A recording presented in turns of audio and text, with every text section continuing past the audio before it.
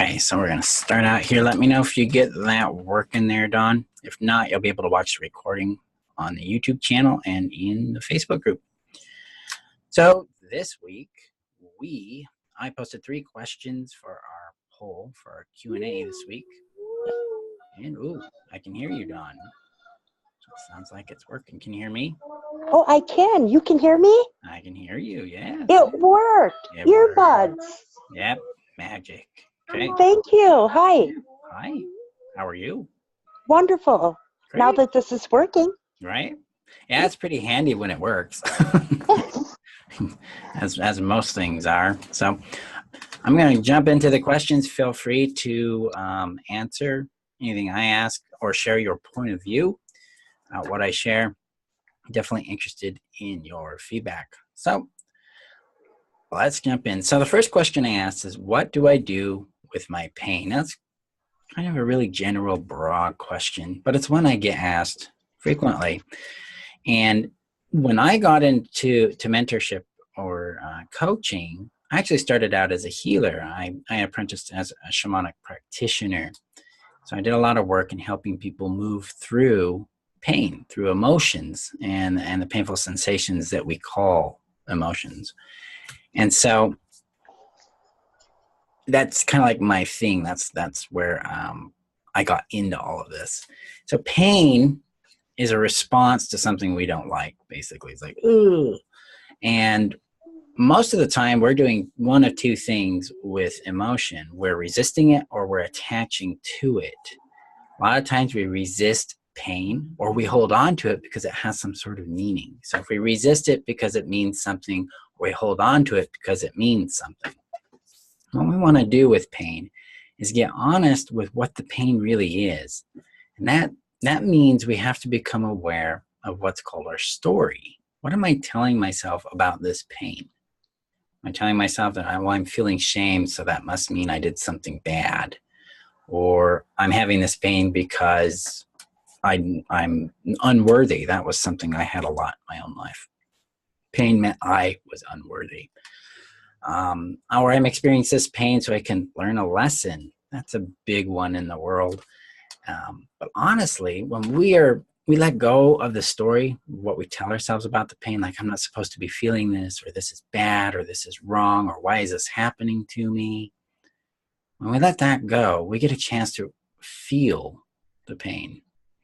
And we can create a process, we can create space for it, and that's called holding. It's a process called holding, and that means we can receive the sensation, just breathe into it, and allow it to move on its own. This creates what I call flow.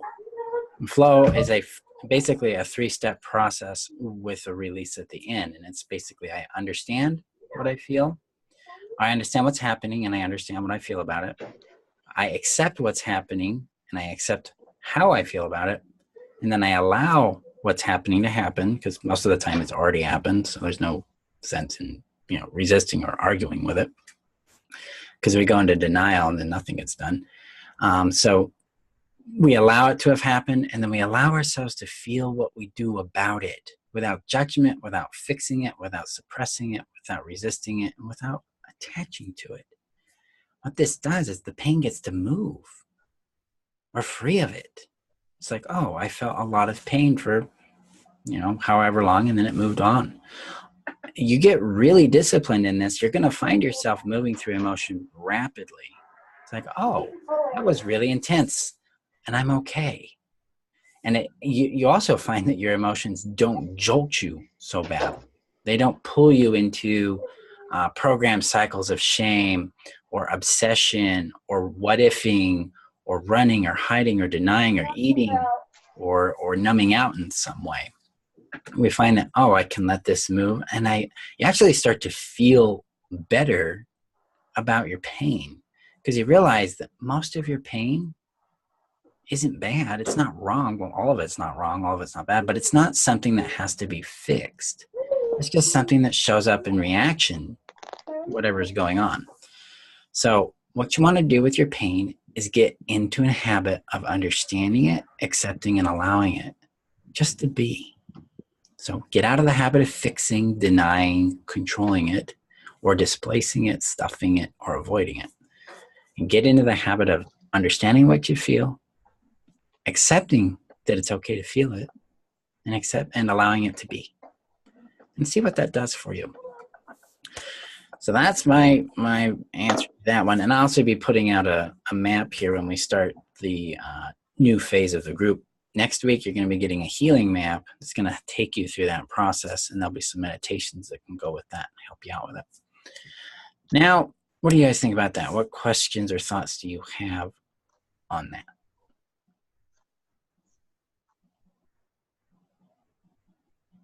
Silent. How do you guys typically handle your pain?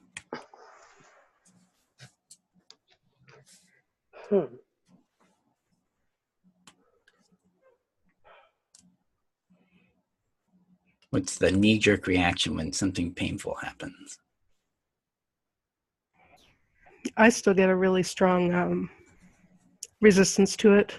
Like, I know it's there and I know I need to feel it, but it takes me a while to accept that I actually need to do this and then do it. Right. Once I do it, I'm okay, but I still have that initial kind of resistance and avoidance to feeling it. That kind of reflex. Now, there's kind of a trick here with this, because a lot of times when like resistance shows up, we start going, well, I've got to get rid of the resistance so I can feel the feeling. And this comes to an old concept from my previous life. I worked in computers for years, for almost 20 years. And so it was my world. And there's a concept in it called first in, first out, first in, last out, that kind of thing. It's called order of operations. When we deal with emotion, it's pretty much a very similar system. So let's say I have an emotion like anger shows up, or embarrassment. We'll go with that. Embarrassment shows up. And my knee-jerk reaction is to resist. The first thing I've got to understand and accept is that I'm embarrassed and that I am resistant to being embarrassed. So I feel resistance. Now I know what to feel. I know what to accept that I'm feeling. I accept that I'm resisting the embarrassment I feel. Now I can allow myself to have that resistance to the embarrassment. So it's not always the initial feeling we get, the first in. It's the feeling that comes after it that tends to get us stuck, because that's where the resistance and attachment comes in. So we got to be really, really consciously aware of like, oh, I'm resistant to it.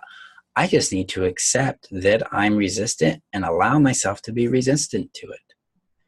That gets you out of resistance, because resistance will eventually melt away and you're like, oh, okay, it's safe for me to feel this other feeling for a moment. And then the resistance might come back depending on what kind of relationship you have to that emotion. But that's how you work it. So if you do that, you'll be okay. And one way to do that is using basically a permissions-based question, which would be, is it okay that I have resistance to my feeling of embarrassment? And if it is okay if I have that resistance, can I let myself just have the resistance? Or you could even say yes to the resistance. That's another approach. It's an old tool. Man, that brings back some memories that you can use with that. So if you're feeling something, it's like yes to it. Yes, I'm in resistance to my embarrassment. Then you see what shows up. But you're paying attention to how your body and your emotions respond to those points of view. Because all of this deals with the body. Emotions are rooted in the body. Emotions are literally a label we put on sensations that are in the body.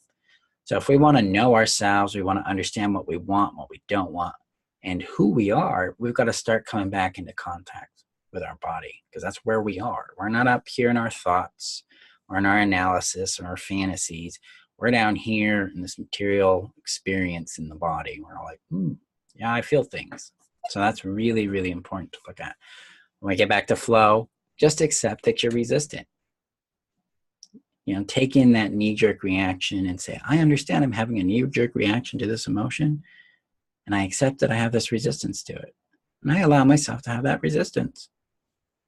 And then see what happens. Experiment with it. So what do you think about that? Yeah, that makes sense. Yeah. Okay. Yeah, let's see what that does. Okay. Any questions or thoughts, Dawn? My issues, I don't think are so much, anger isn't an issue. Mm-hmm. My pain was more heart crushing from Mm-hmm. like deception, being deceived. Oh, yeah. Betrayal. So it was more, so it was more all illusion, perhaps. Mm-hmm. I mean, it was real, it happened. Right. But it was mind blowing for me because I'd never really dealt with that before. Right. This was an adult relationship, and it's like, I didn't think people like that really existed. Right. Yeah. Yeah. But when I found the gift in it was it brought me back to childhood wounds. Yeah. All in abandonment. All of my wounds are abandonment. So I've had almost a year by myself. Nice. And what I found a couple of days ago was I don't know who I am. I have a clean slate. So now I have to figure out. I thought I was a big Cubs baseball fan. In fact, I wasn't. My boyfriend was. I don't like baseball. But now you know something about yourself. Right. And so in finding, even if I find things I don't like, it just narrows down the gap for me. Exactly. So you're right in the maze of who am I? And the easiest way to find out who we are is to first find out who we're not. Because contrast creates limitations. It gives us a boundary. It's like, well, I know I don't like this. So now I can contrast against that. So if you're like talking about sports, I don't like baseball. Do you like football? Do you like sports in general? Those are things to start exploring. There's a key here. There's two things I want to give you here to help you out in that journey so that you don't get stuck. Because when you start figuring out what you like and what you don't like, you're going to start tuning in more into your object awareness of your preferences. But that's not who you are. Who you are is the experience of being. And that means is it's here in the body. It's not something you figure out. It's something you become aware of. And that takes things that bring you joy, happiness. Yeah, those are things that would awaken you to yourself. But the self really doesn't have you're not going to open up a dictionary and here's dawn and here's the definition of dawn. That would be nice. But that doesn't exist. Because what I'm going at is something that doesn't actually have words for it. And that is something that's nonverbal. It's felt. Who you are is an experience that other people have of you and that you begin to have of you. You're going to find attributes about yourself that you really like and attributes that you might have shame about or you might have disappointment in or you might feel nothing about. These give you an insight into you, but be always curious about who do I want to be in this situation? Who do I want to be in that situation? Don't go for a definition. Don't go for an absolute conclusion because you'll get stuck there. Get towards I learned I don't like baseball, but what else is possible here? What might I like? Or what do I like in sports? And then when you're using something object like sports, like a concept, listen to how your body feels. Because that's where you're going to get to know yourself the quickest. It's like, oh, my body doesn't like this, but my body likes that. Follow that nuance of what like and dislike are, and you're going to start hearing yourself. There'll be moments you're like, oh, that's me. Because it's not going to feel familiar. It's going to feel natural. You're like, this is it. That's the direction I go in. This is the thing that works for me, or this is a good person for me to connect with, or this is a good purpose for me to engage in. I instantly found 3 things I love. The ocean always brings me joy, absolutely puts me in awe. I'm at peace there. I like that. And I love art. Anything I can create. All right. Specific kind of art, like drawing or painting. gluing garbage together, just creating, Oh, okay. Yeah. painting, pottery, Creating. See, you got creating. good job, because you nailed it, because art isn't what you love. It's creating. And that's what I would call an innate value. And that is a big hint, a big expression of who you are. And you can take that creating, that energy you feel around there, that enthusiasm I hear in your voice there, and you can apply that to, it's like, I want to create. What do I want to create? And you may find yourself creating not just in the art realm, but in other areas too. This is where you start finding yourself a bit. It's also where you find your boundaries. Because when you don't want a thing, that's a boundary.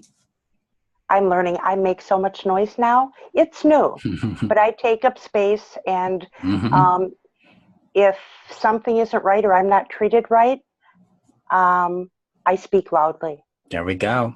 I love that you the way you said it. I take up space. Man, that is key. We have the right to take up space. And that exists in everything. The right not to care, which is a big one for us. It's like, right. So, love that. It's just dead on. Right on. So yeah, keep exploring yourself. Stay in curiosity. Stay open. And ask that question, who do I want to be in this? What do I want to do in this? Because now you're just engaging with enthusiasm and creativity, and you're not playing in the world of shame or fear, because those will contract you back to your old programming. So. And people like to try to put me back there. Oh yeah. That door's locked. It's welded shut. There we go. Yeah, people don't like change, especially in people that they've known you for a long time, because the boundaries are different. And like the thing I posted in the group with that image, those of us that get upset when we put up boundaries, don't like it. Right. Because they were getting the benefit of our lack of boundary. But now we get to find out respect. We get to experience what it's like to have conflict or to disappoint somebody and not feel shame or guilt about it. And to stand with ourselves, to really value and respect ourselves. Because if we're going to have self-esteem, self-respect, we have to stand up for ourselves. We subconsciously know that if we're standing up for something, we're going to value that thing more. So, yeah. I have one other question.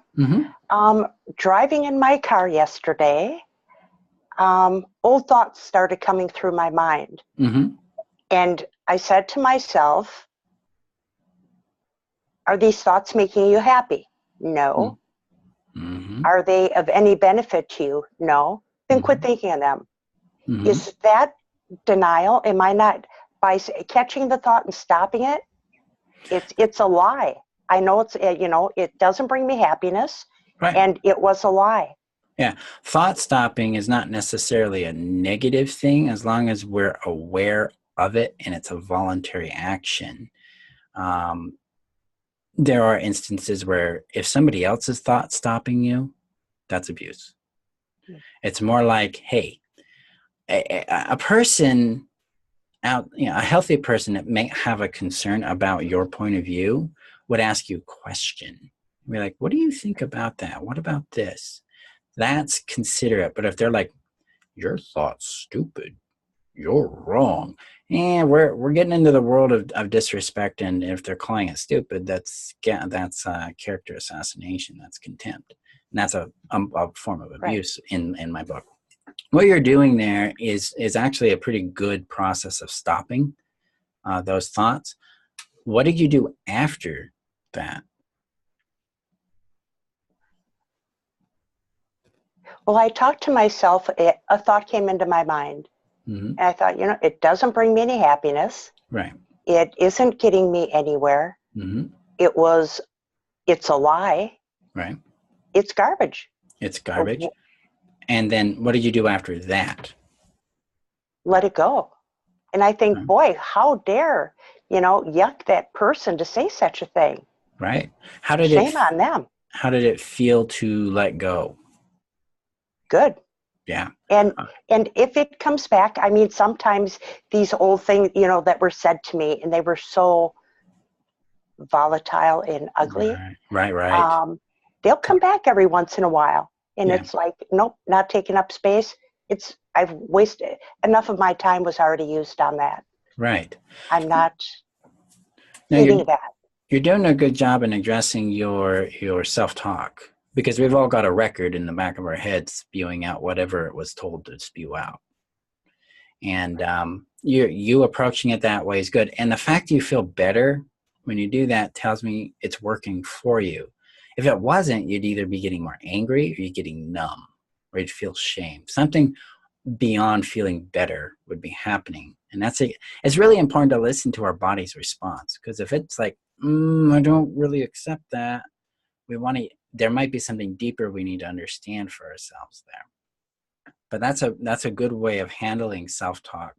I do it a lot myself that way. Sometimes I do this process called thought observation, where I just watch the thoughts spin by, like they're cars on a freeway or raindrops on a window, just boom, boom, boom. And the more disconnected I can be from being my thoughts, and more connected I can be to being the observer of them, the more peace I have. And I'll post a link in the group to the thought observation technique, so you can practice that too. And that can just be another tool in your arsenal. A lot of times, especially with really prominent or repeating thoughts, that's especially useful. I have my clients do that all the time when they have rehearsal or returning thoughts. Like, I have an obsessive brain, so it'll recycle things all the time. That tool made me sane. I'm like, oh, look at you. You're just thoughts. You're just ants on the hill. It doesn't matter. No, it's freedom. So yeah, that's one way to do it. The other thing to do here is to begin dripping thoughts you'd like to have into your head. So rather than just having that record there and we're slowing it down or stopping it, let's put a different record in too. Let's record into something new for you. So it could be some sort of positive affirmation that you feel open to, not that you feel resistance to, because a lot of people take affirmations and squish them inside themselves. I love me, get in there, love. I see that a lot. That doesn't work because the body's resisting it. But if you're like open to a specific kind of affirmation, like I'm a badass person, and it kind of lights you up, then practice that as your self-talk for a little while, and you'll start hearing it come back to you because it's being written onto your record. So what do you think? I think whenever I walk by the mirror, I smile and say, "You're cute." There you go. And how's it feel? I have a great smile, and I have a lot of good attributes. I'm okay with a large portion of who I am. Good. But certain area, physically, just different things. I was really attacked by a narcissistic person for about the last 5 years. Right. And it got to the point where I was so ashamed of even myself. Dawn, where did you go? Who are you? Right. And now I'm coming back out, but now to the point to where I can make my life whatever I want. There we go. I was a young mom. I had kids. I was married. I was widowed. And then I met this other person. But it was still a learning process. I'm not going to say, yay, I lived with this jerk for 5 years. Right. I suffered. Oh, yeah. But I'm taking what I can out of there and dumping the rest, because I had issues. And I think he just really poked the issues and opened up those wounds is what he did. They're so good at it. It's almost like they're psychic in that they can pinpoint the thing and then push it. Push it. And they can push it in these orders that begin to drive us crazy. That's that. Narcissists are very good at that process. And but you getting out of it and you coming back to reclaiming yourself, that's an expression of who you really are. That's your real self coming through. And it's like, hey, I'm strong, I'm courageous. And the beauty of this, if you persist in this, you're not going to return to that. You're going to be able to detect those kinds of people pretty quickly. And then your next challenge is learning how to detect loving, safe people and building your relationship around them and having those kind of friendships and connections in your life. So keep at it, because you're kicking butt. Thank you. Yeah. Oh yeah, you're welcome. All right. So let's run to the second question, which is, what is love bombing? I'm asking this questions for a very specific reason. I've been seeing this come up a lot on my in groups that I'm in. I've seen it a bit in my responses from emails and stuff like that. Love bombing is attention, and it's a special kind of attention because, and as codependents, we all grew up with some form of childhood neglect, and usually that neglect is dominant with attention. We didn't get the attention we needed or deserved to have. We felt invisible, right? And maybe we didn't exist. Nobody cared about us, that kind of stuff. Love bombing is this concerted attention that somebody gives us about our attributes and our qualities. And that's very, very, very important to understand. Somebody comes in and like, you're the best person in the world. I've been waiting for you all my life. Oh my word, you're everything I've ever wanted. That's love bombing. Be very, very careful if someone walks and you've known him for a week or a day or even a month, and they're just putting all this on the table all of a sudden. You're being love bombed. And that's one of those red flag signals that they want something from you. They like the benefit you provide, and they have an idea of who you are, or they have an idea. They're in love with the idea of who you are, but not with who you are. So they want benefit from you. And that's very different than being loved or being given kind attention. Because kind, warm attention shows up as, I like you. Can we spend some time together? Can we occupy each other's space together? People that like us will kindly express their gratitude for attributes about us. They'll be like, I've really recognized how well you handle these kind of situations. I really appreciate that about you. Or I'm really happy about this thing you do. I think it's adorable. I think it's cute, whatever it might be. But they're not giving you these huge, grandiose compliments like you're the best thing in the world, or you answer their prayers, or you're their other half, or that kind of stuff. They're being very specific about quality, and they're coming across as realistic because nobody is perfect. So this love bombing is one of the phases of idealizing somebody, and that's what narcissists do. They like to idealize you, put you up on your pedestal, and then they tear you down. They devalue you when you disappoint them. So you have to be very careful about that. And that can be a habit we can pick up from them too. Sometimes we idealize people, and then, when they turn out to be human, we don't know what to do with that. Typically, we're not going to devalue a person. We're just going to be confused because we have our own expectations of perfection sometimes. So we got to I had that problem, so that's why I brought it up, is I realized my stepmother had given me this idea of perfection in people because she wanted me to be perfect. And I'd absorbed that from her. So I had to go, oh yeah, I got to get to know people for who they are and not for who I want them to be. And that can be a real challenge if we don't have a good relationship with vulnerability. So what are you guys' thoughts on this? So do you find that, or do you know whether covert narcissists approach love bombing differently than the classic narcissist? I haven't seen a difference in both my experience with one covert narc and then research. Usually love bombing is going to be it's something they all do because they're feeling this elation towards you about, oh, I finally found my perfect supply. The problem with covert narcs is they can run they're so damn subtle, and that's the problem.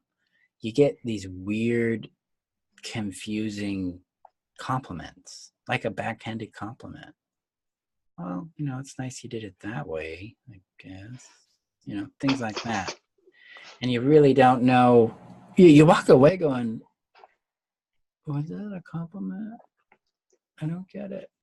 And because, you know, your body is telling you something's wrong, something's off, but you can't really pinpoint it because it's invisible. It's not something you can just stick a pin in that way. And that's one of the most challenging aspects, both with overt narcissists, which are typically more verbally violent, than covert ones, which are more sly and pokey. So yeah, you got to watch out for it. I'm just, my rule of thumb when it comes to attention is to be aware of what they're paying attention to, the frequency of that attention, the grandiosity of it. And how long have I known you? And you're telling me all these wonderful, beautiful things about myself.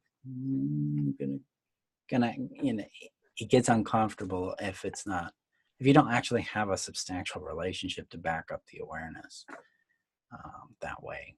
So I'll do some research on, see what other people in the field say on that too, because now I'm curious about more specifics on covert versus overt narc love bombing. So good question, Connie. What do you guys think about that? I'm gonna write that down while you. I was just thinking as you were talking about love bombing, I was thinking back to the love bombing phase in my relationship, which was like 11 or 12 years ago at this point, so I can't remember it super clearly. So I was just curious. Because looking back, of course, I see a lot of red flags that I deliberately ignored, but right. Yeah. Yeah, well, when I look back, because my experience with narcissism and started obviously in childhood for me. My majority of my experience started with chronic codependency between my parents, and they'd switch between their neither of them were pure narcissists. They had narcissistic tendencies in their relationship model, but both of them were highly codependent on each other. So they would switch roles, which is always a bit perplexing. But after my mother died, my stepmother, she's technically been diagnosed with borderline personality disorder, but they have a very strong, they can present strong narcissistic tendencies. And then I had a number of leaders in the religion I was part of that were narcissists. And I remember the first love bombing I got from my stepmother was she's known me maybe 5 hours at this point, and she's telling me what a special, beautiful, pure and perfect boy I am. And I'm like, what is this? So it can come, it's always some weird extreme that shows up in their compliments.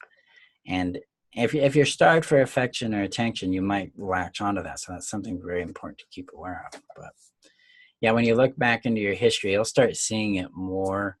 But pay attention to what's happening in the present too, and how you feel about it.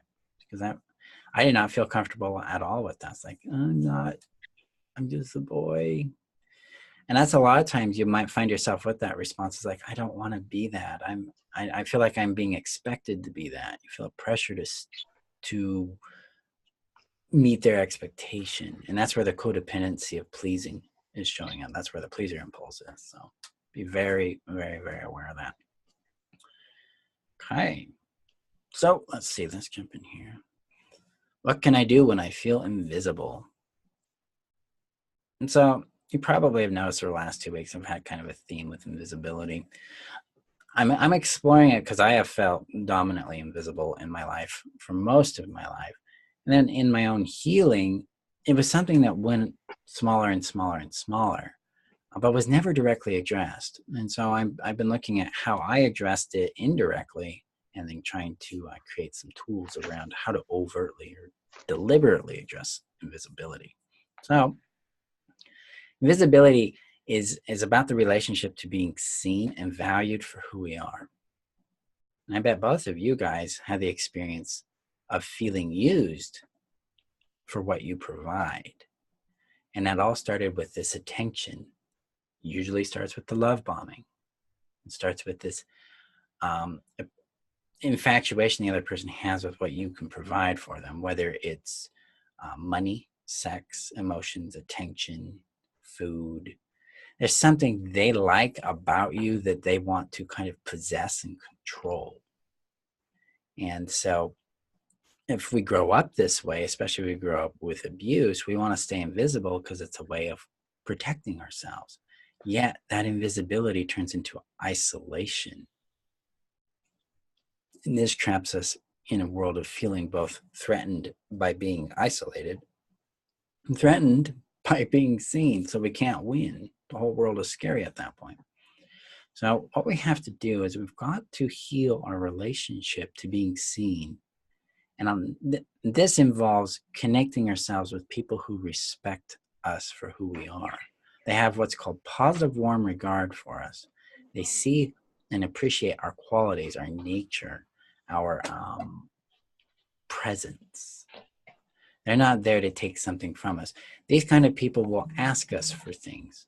They will accept our no and be fine with it. They're not going to argue with us on it.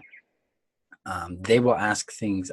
They will welcome us asking things of them, and then they will say yes and no based on what they want to give. But you always are going to feel a sense of respect for your autonomy, for your beingness. And then they're going to provide compliments in a way that feels kind, loving, and warm. And they're going to provide feedback if they need to about something in a kind and direct manner. This is how I begin to be seen. This is how being seen becomes safe. It's because we're learning how to associate with healthy people who aren't going to use us, but are going to respect us, and that they're going to value what we put on the table. And so when you're feeling invisible, you need to start looking at what you're allowing yourself to hide in. You know, where am I hiding? What am I hiding from people? What wants to be seen? If there's a talent you want people to see, or if there's a point of view you want to share, then you put that on the table, and you put it with people you trust, or at least people that have shown themselves to be trustworthy. Share it with them first. Get used to sharing and exposing these things to people who have proven themselves trustworthy, at least by respecting your boundaries and being non-judgmental, or following the braving model from Brene Brown, which is boundaries, reliability, accountability, vault, integrity. Vault means they protect and preserve what you give them. They don't gossip about you. Integrity, so they walk their talk. Non-judgment, which means they take whatever you give you and they don't, attack you for it. And G for generosity, which is positive, warm regard. So share yourself with those people. Let yourself be seen there. And then work with any kind of shame that shows up for being seen, especially if it comes in with your wants and needs, because it's usually where we feel a lot of shame. So you can use some of the shame release techniques I've put out. You can put some of the shame release meditations I'll be presenting.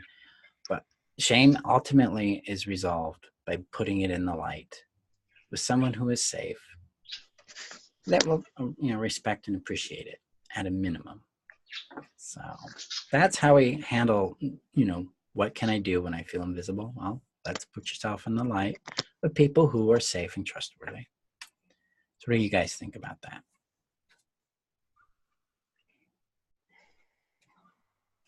Most of my issues were abandonment from childhood. I'm talking even baby. I was left at a hospital. My grandparents came and got me. Right. And I didn't need to know, but my mother felt it necessary to let me know when I was about 8. You were left at a hospital. Okay. Right. Abandonment. So shame. I probably ate shame for breakfast, lunch, and dinner for years. Oh, yeah. Everything. I was ashamed of myself. I was just ashamed. As I got older, lots of friends. I'm very outgoing, outspoken. So I don't feel invisible. But I noticed when I was with this person, I had a relationship after being widowed. At any time when he pushed me or I felt smothered, whatever, to where maybe it would be related to being invisible. What I thought, felt didn't matter. Right. I got angry, and I usually fought back. You know, it's my house. Get out. See ya. You know. Right. Vulnerability. I like transparency, and I think that's. I still have that.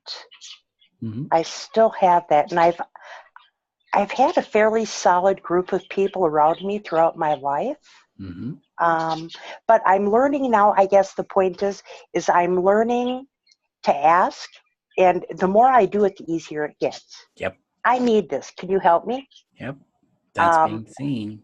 Right. So I've taken my Wonder Woman cape off, and you know what? I need help. You know, Right. today I just really don't, would you do this for me? Yeah.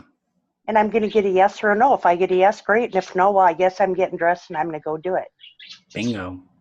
Yep, that's how it works. And that's letting yourself be vulnerable, being seen. And how do you like it? How does it feel for you? It's great. Yeah. I mean, if I don't ask, the answer is going to be no. Right. So I've got a 50-50 shot at my burden's going to be lightened. And usually the people I ask, hey, you know what, can you help me out with this tomorrow at this time or whatever? Mm-hmm. Sure, you know what, not a problem. Yeah. Yeah. The majority of us like to help people. We're not, you know, the world isn't full of narcissists that we need to be like, oh. It's more like there's more of us than there are of them. Right. And, you know, somebody told me, or I've read once, that I give, or we give people, I'm a giver. Mm-hmm. How would I feel if somebody didn't receive my gift? Well, if somebody in turn wants to help me or do for me, oh, no, I can handle this. I'm rejecting them and not allowing them the joy of sharing with me. Right. Yeah, it's a chance to contribute and to receive. Because I'm a big fan of the idea of contributing and receiving from others, and that it's a little different than give and take. Because taking it implies that I'm reaching out and forcing it from you, and giving's like, here, have this. Whereas if I'm contributing, I'm asking. I'm like, here it is, have some donuts. They're on the table if you want them. And then people are like, would you like this? I'm like, sure, I like this. You know, it's very consensual that way. And that sounds like what your experience is there is you're making requests, bids for assistance, attention, and connection. And people are saying yes or no, and you're fine either way. Yes. Right on. Yeah, that's the way we do it. And that's one of the most powerful ways to be seen. So if you're feeling invisible, you might need something. So it's time to ask somebody for something, especially people that have presented themselves as being trustworthy and interested or involved or have expressed interest in doing those things. Take people up on their opportunity. And that's a real big reflection of our value too. How we see ourselves, how we value ourselves. If we think like you said, Don, you're the superwoman, so you're going to keep that cape on. I'm strong enough. I can do it all on my own. We don't get a chance to be valued by others. We don't get a chance to witness how other people care about us. Because, hey, I'm strong. I don't need nobody. And people are going to get that message and they're not going to offer. But if we're open, we're like, hey, yeah, I would like your time and your attention. I like your presence in this space. They feel valued. And in that reciprocation, you do too. Because somebody cares about you. Right. And I think also by always trying to do it on my own for so long, you don't have to fear rejection. Right. You don't ask, nobody's going to tell you no. Yeah. Yeah, you don't have to deal with that. Which, you know, rejection is one of those deep things we have to get in a proper relationship with. Because most of the time we think rejection means we're not valuable. When reality is rejection is just about a circumstance. It's like, well, right. It doesn't work at this time, or it doesn't work with this person. I deal with a lot of people in the dating world right now, and rejection's inevitable. I mean, the dating game is a game of no until you get a yes. And I'm like, hey, your rejection's irrelevant. Just move on to the next one. Abundance means there's plenty of quality fish, and some of them fish are going to want to be your co-fish. So get in there and find a good fish. Yes, excellent. Okay. Yeah, the abandonment stuff is always prominent with codependency, because the way I see codependency is it's the result of love neglect. And that neglect can come in a number of different forms, but they all root down to either deliberate, overt abandonment, like what you've experienced, or incidental abandonment, which is where the parent is not engaged with the child, physically or emotionally, in a consistent and deep way. And I experienced incidental abandonment. My mom loved me, but mom was not necessarily engaged in my life. And she couldn't be because of her own past. And my dad's paranoid schizophrenic, so he was somewhere in a different reality for himself, unfortunately. Mm-hmm. But that's what it shows up as childhood emotional neglect. Yeah, that abandonment, when you start to heal it and you start to see how abandonment affected your sense of being lovable, loving others, and being loved, and you can heal the shame that's in there with that, you break free. And based on what you're sharing, Dawn, you've done a lot of work in your journey there. So am I on target there? You've been at this for a little bit. Yeah, I've been at it for a while. Yeah. Yeah. And I you know, it shows through how you talk and what you share that you've accomplished major milestones and breakthroughs in your life. And I'm happy you're here to share it with us and to give hope, because this gives hope to other people who are just beginning in this process or in the middle of it. It's like, hey, Dawn's gotten there. I can get there too. That's a big deal. So I encourage you to keep sharing and contributing your story so other people can see it and run with it. Because I'll contribute mine, but I'm kind of the authority or the expert in this. And so people kind of like, oh, that's neat, Marshall, and thank you for this. But when it's just another person that is in the experience with these with us, with these people who are going through this, they're more receptive to it. They're like, oh yeah. Understood. Yeah. And I've never had any therapy. Mm-hmm. I did a lot of reading, a lot of self-search, right, a lot of owning what do you really feel, and facing the garbage. Yep. Yeah. Those are the two fundamental things. Own it and face it. It's kind of like swallowing glass sometimes. Yeah. And I did see you posted an excellent piece on abandonment. I copied it and saved it for myself. Oh, nice. I think just a few hours ago. Yeah, the one, the discussion or conversation on abandonment. Yeah. Yep. Yeah, that, thank you for letting me know that impacted you. I'm an individual that's kind of dependent on feedback. My brain does not assume what other people think anymore. Right. I want to know what people think. I can make it up in my head, but I don't trust that. So, but I appreciate you letting me know that. What did you like about it specifically? What rang true for you in that? The whole piece, I'm trying to recall it. I just briefly read it before finding this Zoom program to get here. Mm-hmm. But it spoke of, I think it hit on shame and mm-hmm. such. And so I saved it so I wouldn't lose it. Nice. But abandonment and the things it hits. Shame was a really big one for me through my teenage years. Oh, I bet. Years. Yeah. It's been a long road to get here, and it's one. I mean, part of life. It changes every day. True. But shame isn't so much an issue for me anymore. Although this individual I booted out of my life almost a year ago, mm-hmm. That shame really started coming back. Yeah. And I gave him a timeline, and the day came, and I don't want to go. What happened to us? You know what? I don't care where you go. You're gone. Yeah. It's done. I had to get, I actually changed my phone number. I moved and I had to get the court awarded me a 3-year no contact order. Yep. Yeah. And NCOs. Yeah. That's, you did the right thing. And you're not in an unusual situation with that, because the narcissist kind of goes crazy when they lose their supply, because they're, in their mind, we understand that a narcissist looks at other people as an extension of themselves. Like, oh, this is part of me. I can use it how I want. So it's an object to them. When that object leaves of its own volition, they have to face the reality that they don't have control.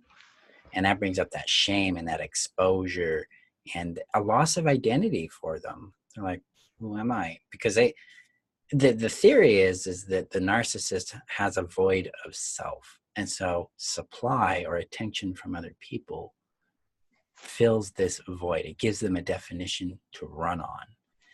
And that's why they do what they do. So, yeah. And actually, my person, I found out, his mother didn't tell me, but he ended up giving me paperwork she gave him. He is antisocial personality disorder. Oh, okay. So it's cluster B. But I'm thinking it's from what I've read, and I didn't waste a whole lot of time digging into research. Right. It's kind of, they run along the same lines. They do. APD is different than NPD. Brain structure scans alone show big differences for them. But yeah. But the gaslighting is the same. The techniques are the same. Very similar. Yeah. And I never knew what gaslighting was. Now you do. He took my brand new phone, took the battery out of it, threw it over the fence, hid it, and watched me search for it for days. Yeah. Have you seen my phone? Well, if you take better care of your stuff. Right. Okay. Replace the phone. 3 days later, I find my battery hidden in a lampshade. Uh-huh. Yeah. Well, then he got caught. He admitted to it. While you watched me search. Yeah. And was it your fault that he did it? I imagine it was. No, nothing. Just he thought I was gonna take off on him on Thanksgiving because he was being a jerk, and he wanted to get in the way. Control. My family couldn't call. I couldn't go anywhere. My adult children couldn't call. Right. Being he didn't have anybody to call him. Right. Because his family knew better than I did. Yeah. Yeah. But things like that, and that's just one of many. Oh, I imagine. It's just kind of crazy making. Yeah. So the behaviors, the behaviors, regardless of what the call letters are for them, right. I see that a lot of the behaviors are the same. Yeah. Yeah, and you'll see that behaviors, especially in the diagnostic criteria of cluster B, tend to overlap a lot. Because you've got borderline, you've got narcissist, you've got APD, and there's one other one that I'm not. I've learned a lot from your Facebook page, a lot. And in the beginning of this, you spoke of what was it? The different sayings. People. Different spirituality groups. Oh, you drew this to you. You needed this experience. This pain is for you to learn. Right. Yeah. There's a lesson in this. You attracted it. Right. Yeah. No. So I find myself very cautious on what I read. I can look at them and it's like, garbage. We'll just roll by the garbage. Right. But your page and the other people on there that contribute have been very helpful. Oh, good. Excellent. That's kind of my drive. I have two purposes in life for me. One of them is being effective. So this validates the effective. The other one is me just doing it. Can I do it? And can I be effective at it? I'm kind of driven that way. Yeah. Yeah, I want to make a note about that. I want to say something on this idea of attracting things, because there's language that I have used where it's like we attract the narcissist, we attract this, we attract that, and then you get into some of the more esoteric or a new age or even just mainstream Christianity even does this. Beliefs that these things have a purpose. They were done to us deliberately. Very dangerous thinking in that respect. But I want to touch a bit on the idea of attracting them. There's a reason they pick us, and it's because of our behaviors. That's what makes us attractive to them. We're either putting out an experience or saying or doing things that are codependent. Like we could be at we could be in a group at having coffee or something, and the individual would see me being very pleasing towards somebody, like, oh, you want this, oh, you want that, or you want this. They'd be like, oh, that's going to be attractive to them because they know that I'm codependent, because they can pick up on those signals. Sometimes it feels like an energy to the person too. They're like, but our nonverbal senses are picking up what this person is saying and doing with their body, with like their body language, nonverbal language habits, and things like that. So in a way, we attract them that way, but it's only because of how we're behaving, how we carry ourselves, how we treat ourselves. And so if a narcissist sees a potential option, they're going to start doing specific things like love bombing. And if you're coming from healthy programming, you're going to be like, nope, this is not right. And you're going to walk away from it. But if we're coming from a codependent paradigm, then absolutely we're like, oh, this person loves me. I'm lovable now. This is wonderful. It's everything I've ever wanted too. And then you're sucked in. So yeah, there is some kind of attraction going on, but it's not metaphysical in the aspect this is happening because you chose it in some life before now, or it's some sort of mystical or spiritual deliberateness involved. I don't think that's a very healthy point of view for anybody. I don't want to talk your ear off, but just real quickly before I forget, to run a piece on that would be fantastic. The only reason I dealt with this individual as long as I did in my life, and I kicked him out, I don't know how many times, and then for a while he was paying all the bills, and I kicked him out of there too, just because he was I needed space, he was so awful, or the police would come and get him, whichever, but he was removed. I met him about 2 years after my husband passed. And I was in such an open, they call it dark night of the soul, who knows what, where, I mean, I was crushed. I had to rebuild from nothing. 25 years, all of a sudden, you wake up one day and you're on your own. Yeah. I was like a child in this world. So what happened is through all this positive affirmations, and I got stronger, and I meet this guy 2 years later, and no matter what he did, hey, you know what? Hands up in the air. I'm not here to judge you. That's not my job. We're all living our own thing. That's your karma. And so I didn't judge. Well, hello, Dawn. There's a difference between judgment and, what is the word? Boundaries. Yeah, boundaries, but they have even... Discernment. Yes, discernment. There you go. Yeah. And so not only did I not judge, I didn't know about discernment of, hey, you know what? Yeah, he needs to go.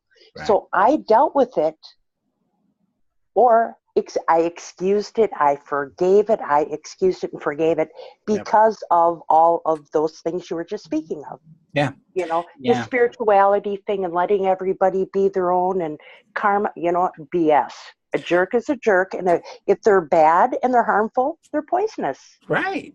When I was in my apprenticeship, my shamanic apprenticeship, because that's where I started out at, my mentor Robert, he gave me this allegory. He's like, let's talk about the scorpion and the frog. And I'm like, okay. He's like, there's a frog, and there's a scorpion, and there's a pond. And the scorpion needs to get to the other side of the pond. And so the scorpion goes to the frog and says, hey, can you get me across this pond? And the frog's like, I can get you across the pond, but you're a scorpion. You're going to sting me, and it's going to kill me. And the scorpion's like, what? No, why would I do that? If we're out there in the pond and I sting you, we're both going to die. Why would I do that? That makes no sense. So the frog's like, it's kind of got a point. So he agrees to take the scorpion across the pond.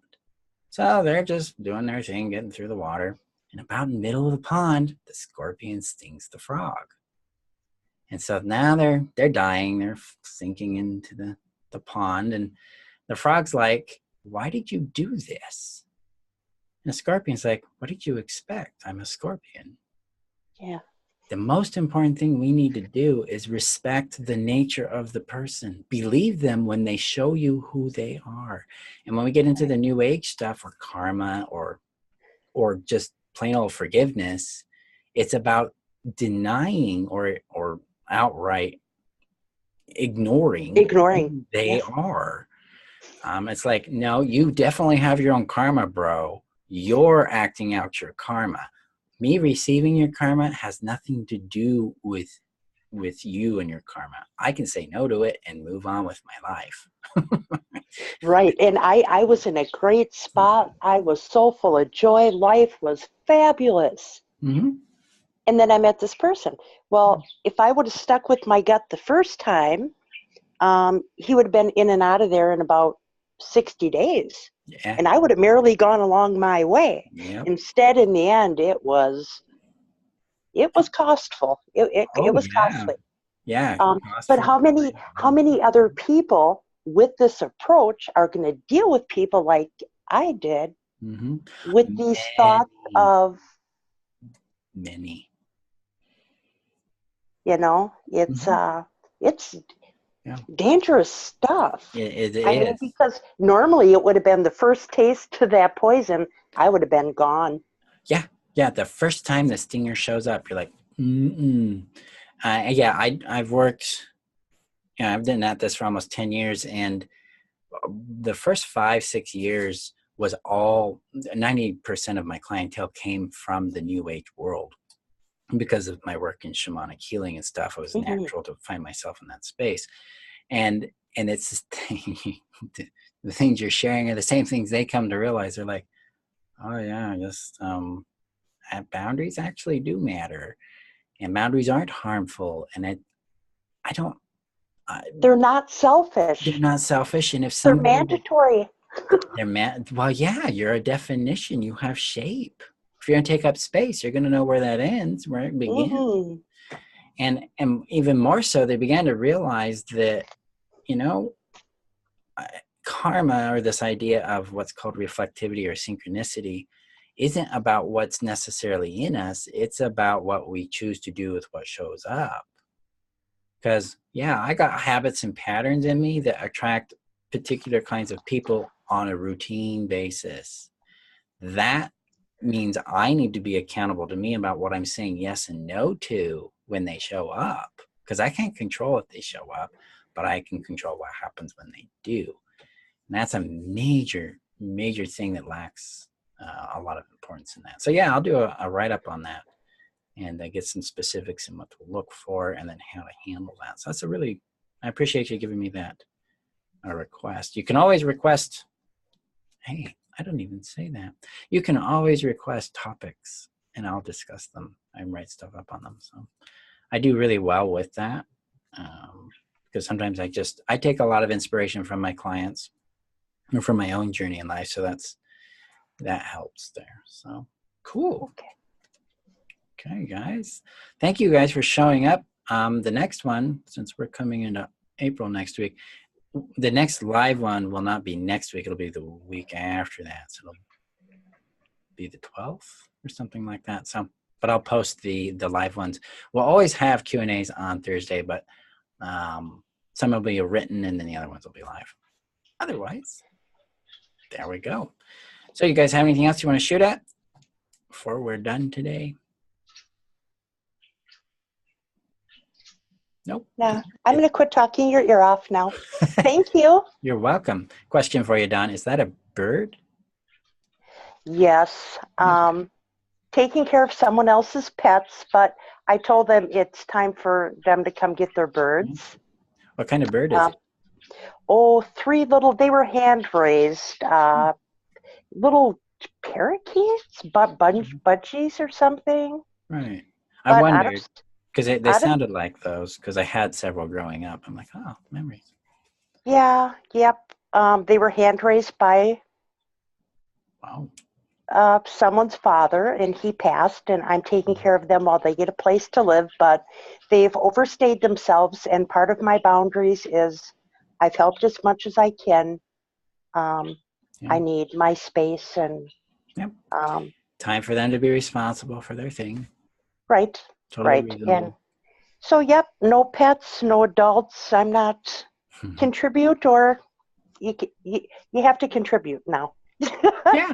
Yeah, totally. I love it. Right on target. Okay, guys, if you have any other questions or things come up, just ask them in the group. Otherwise, we'll talk in 2 weeks on the next live chat. Okay, guys? Thank you. Have a wonderful night. I will. You too. Bye-bye.